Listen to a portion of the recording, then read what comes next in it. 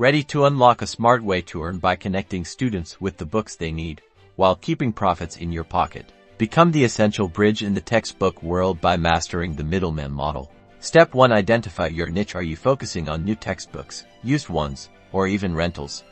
Pinpoint the specific needs of students in your area or online communities. Step 2. Source your inventory. This involves finding reliable sellers via Eurothink campus bookstores that might have overstock, or even directly connecting with students looking to sell their used books. Websites and student forums can be goldmines. Step 3. Establish your pricing strategy. Research market rates to understand what students are willing to pay. Your profit margin comes from the difference between your buying price and your selling price, minus any operational costs. Step 4. Manage logistics. This is where you shine. As the facilitator, you'll be handling the purchasing from sellers and then the sales and shipping to buyers, ensuring a smooth transaction for everyone.